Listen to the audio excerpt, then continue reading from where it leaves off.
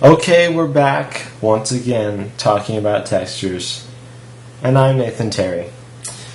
And so we're going to be talking about a little bit further, a little more advanced, I guess, and also generating textures inside of Photoshop. That way you don't have to buy, textures that I will sell in the future, perhaps, or any textures. You don't have to buy them. Because you can get some really good stuff out of Photoshop. So here's what we're going to do. Like I said with this on the last one, I was taking this.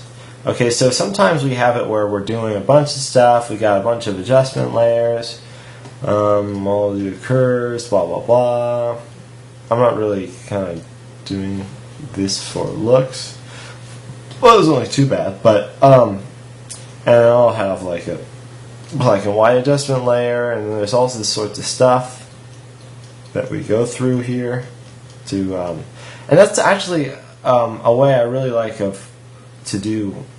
desaturate things, is grab a black and white adjustment layer and just go ahead and back the opacity back off, and you know what, my calibration thing, which I returned, actually just told me that I need to calibrate it, which is funny because I returned it. Anyway, gosh.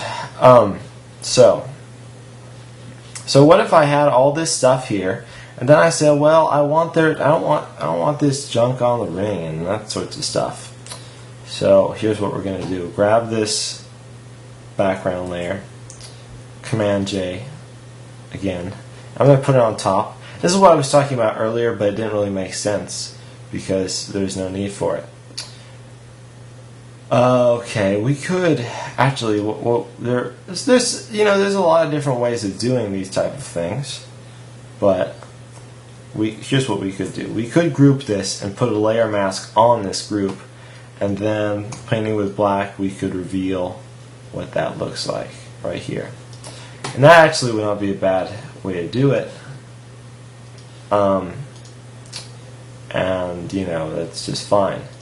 But I'm going to do what I said I wasn't going to do, but I'm going to do it now.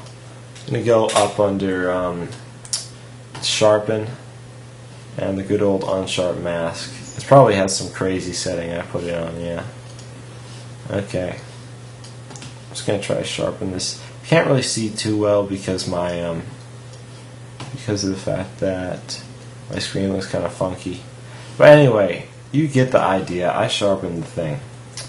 And so now I could hold down Alt and click this layer mask, and painting with white this time because we're revealing, I could just do a number like this. So that's how I do these things, and they are a lot of fun to play with.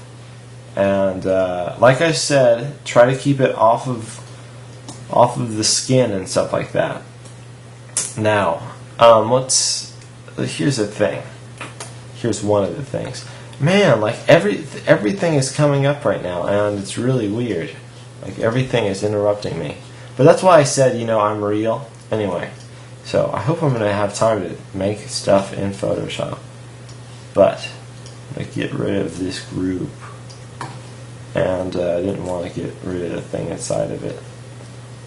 But sometimes we want to be careful before we start going crazy with all of our things, because a lot of times I'll have 4 copies of this layer because of the different effects I'll put it on, and sometimes I'll do this, and I'll put this on screen or whatever, duplicate this.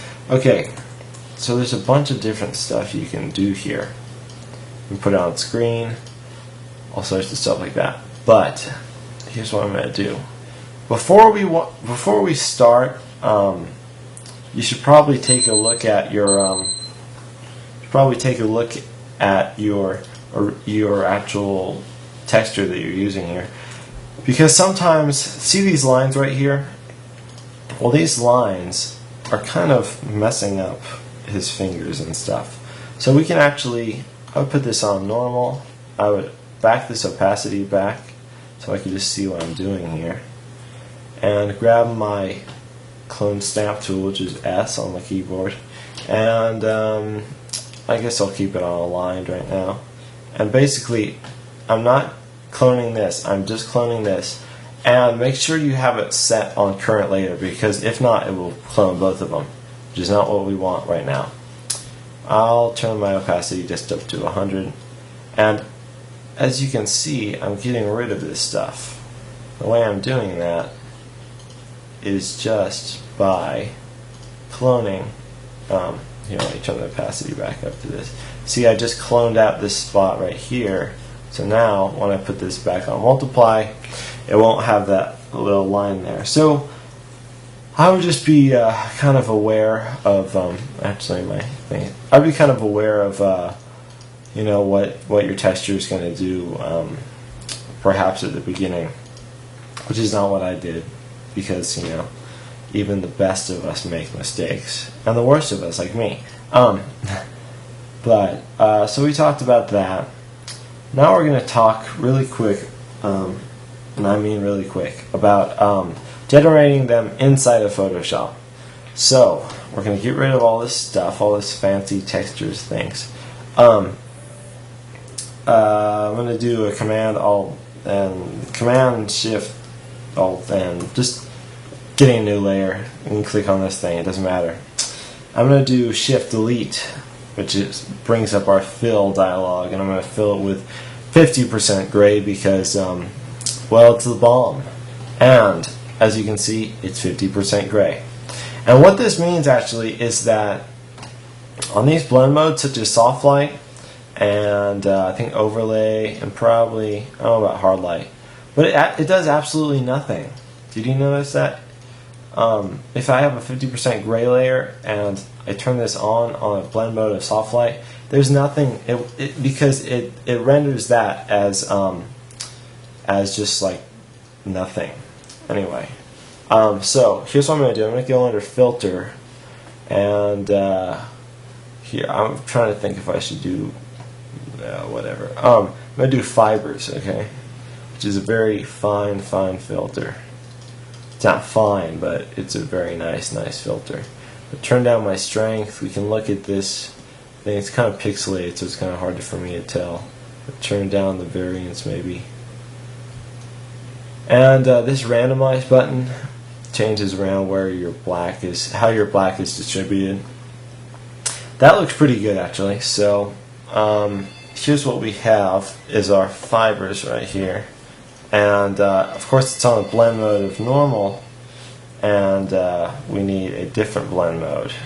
But my phone is ringing again, and I think my thing just quit. Dang it, where'd that thing go?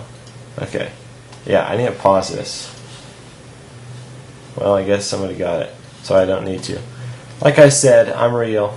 So now we can grab these and just go soft light, or overlay, or multiply, and that gives us a very interesting effect here. And I like to do this for like vignettes, kind of.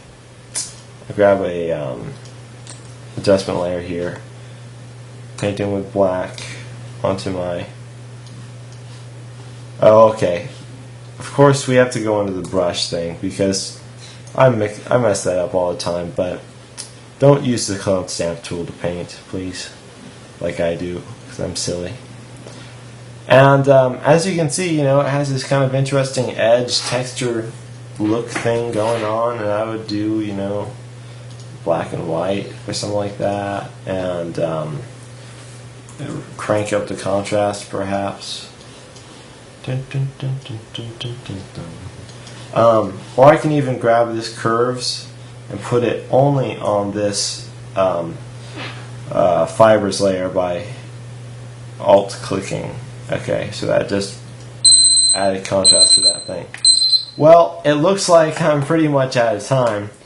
I apologize for the haphazardness of these last few videos, but you know, whatever.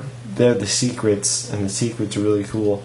Oh, actually, I want to show you putting a black and white adjustment layer on soft light can do some cool things sometimes. Not in this case, but sometimes. So that's how you can generate one texture in Photoshop. I'll show you another one some other time. But this has been Nathan Terry, and I'll see you later.